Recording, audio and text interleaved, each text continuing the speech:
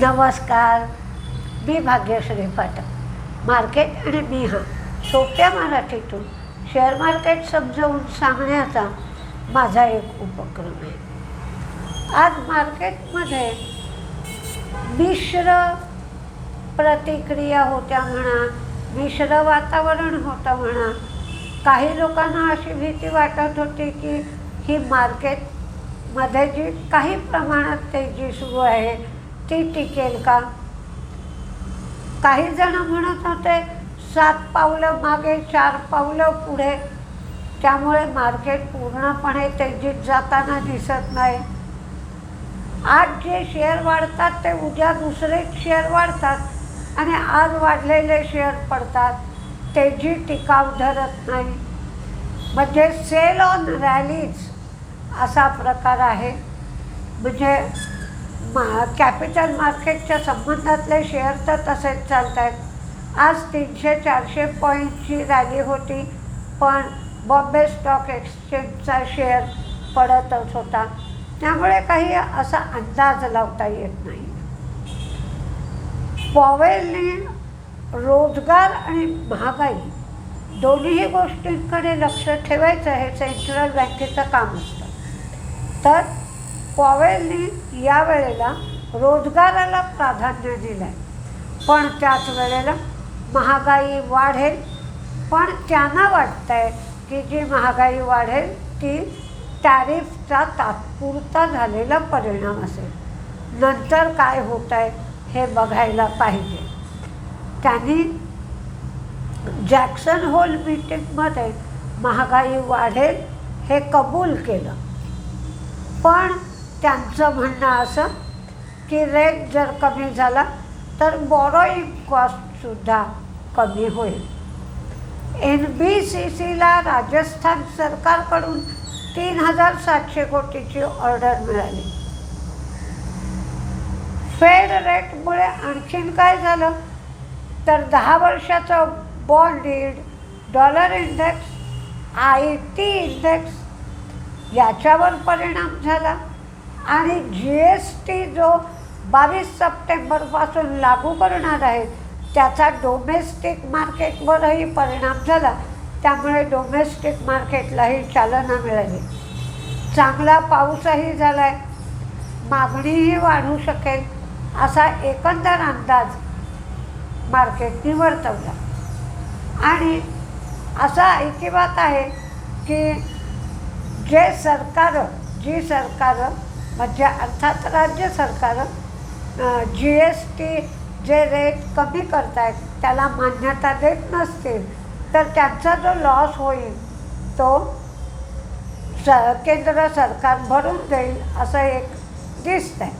म्हणजे जे 2 कॅटेगरीमध्ये GST रेट राहणार होते 4च्या ऐवजी ते जवळजवळ निश्चित आहे.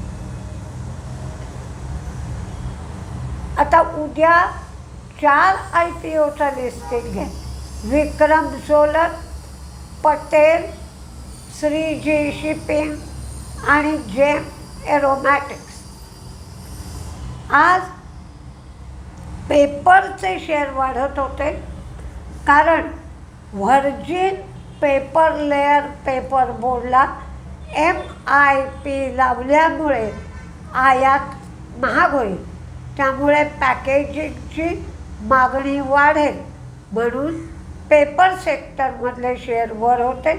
त्याच्यात Tamil Nadu newsprint, West Coast paper, Andhra paper, JK paper, international paper, Orient paper, Seshasayee paper आणि रुचिरा पेपर हे सगळे पेपर सेक्टरमधले शेअर तेजीत होते. म्हणजे मी पाहिले ते आणखीनसुद्धा शेअर तेजीत असण्याची शक्यता आहे. दिग्विजय सिमेंटचा जो प्लांट आहे तो अडाणी ग्रुप खरेदी करण्याच्या विचारात आहे. आता विकरण इंजिनिअरिंग VIKRAN विकरण इंजिनिअरिंग हा IPO येतोय. 92 ते 97 IPOची प्राईस आहे किंवा प्राईस बँड आहे. फेस व्हॅल्यू 1 रुपया आहे. 148 शेअरचा लॉट आहे आणि 772 कोटीचा IPO आहे. 721 कोटीचा फ्रेश इश्यू आहे. 51 कोटीचा OFS आहे. ही EPC कंपनी आहे, म्हणजेच इंजिनिअरिंग, प्रोक्युअरमेंट आणि कन्स्ट्रक्शन. आणि दुसरा एक IPO येतोय तो ॲनलॉन हेल्थ. हा छोटा IPO आहे. 26 तारखेपासून 29 तारखेपर्यंत हा IPO असेल. याचा 3 सप्टेंबरला लिस्टिंग होईल. ANLON ॲनलॉन health. 121 कोटीचा IPO आहे. 164 शेअरचा एक लॉट आहे. 86 रुपये ते 91 रुपये असा याचा प्राईस बँड आहे. तर हे 2 IPO 26 तारखेला म्हणजेच उद्या सुरू होत आहेत आणि 29 तारखेला बंद होत आहेत.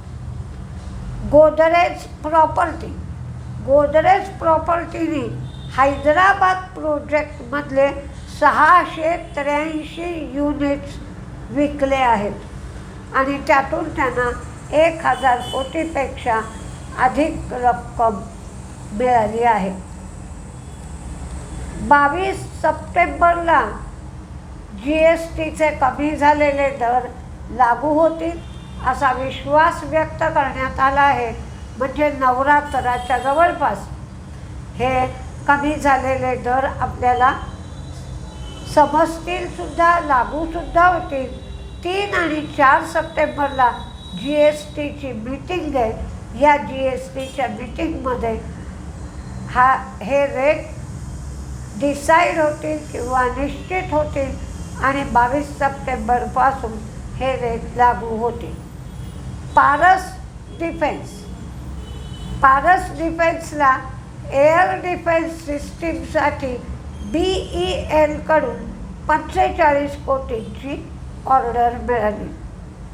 TCSने ICICI लोंबार्डला पूर्णपणे automated multi region disaster recovery on AWS cloud deliver करण्यासाठी सक्षम केलं आहे. आणि केंद्र सरकारने 70,000 सबमरीन प्रोजेक्टसाठी माझगाव डॉक बरोबर वाटाघाटी सुरू केल्या आहेत. म्हणजे 70,000 कोटी त्यांनी मंजूर केले आणि सबमरीन प्रोजेक्ट आहे याच्यासाठी माझगाव डॉक बरोबर बोलणी सुरू केली आहे. तर तुम्ही शांत राहा. कधी कधी ना तुम्ही गडबडून जाता आणि मग मला खूप लॉस येतोय, मी विकू का? तर आज जसे पेपर सेक्टरमधले शेअर अचानक वाढू लागले, म्हणजे 16, 17% स्टेक वाढला, शेअर वाढला, तर तुम्ही घाबरून जाऊन जर शेअर तोट्यात विकलेत तर तो पूर्णपणे तोटाच बाळगावा लागतो. पण जर थांबलात तर कधी कधी असं काहीतरी वेगळं घडत असतं आणि अचानक एका दिवसात 15%, 16% फायदा होऊन जातो. त्यामुळे धीर धरा, गर्भगरीत होऊ नका. फक्त अत्यंत पैशाची गरज आहे, आता इलाज नाही, अशा अवस्थेतच तोटा स्वीकारा, शेअर तोट्यात विका. नाहीपेक्षा जर तुम्ही थांबून राहिलात तर अगदी 80 ते 85% शेअर प्रॉफिटमध्ये निघतात. त्यामुळे घाबरायची गरज नाही. वातावरण बदलतं, सरकार बदलतात, धोरणं बदलतात, नियम बदलतात. त्या सेक्टरमधल्या जे अडचणी असतील त्या बदलतात. जगात टंचाई निर्माण होते किंवा विपुलता निर्माण होते. त्यामुळे आयात निर्यात व्यापार बदलतो. पुष्कळ बदल होत असतात. तर आपण धीर न सोडता मार्केट केलं पाहिजे. मी 13 आणि 14 सप्टेंबरला कोर्स ठेवला आहे. हा कोर्स ठाण्याला आहे, ऑफलाईन आहे, शनिवार रविवार आहे. फंडामेंटल टेक्निकल दोन्हीही गोष्टी शिकवल्या जातील. कोर्सची चौकशी करण्यासाठी मोबाईल नंबर 9699615507 9699615507 या नंबरवर तुम्ही चौकशी करू शकता. नमस्ते.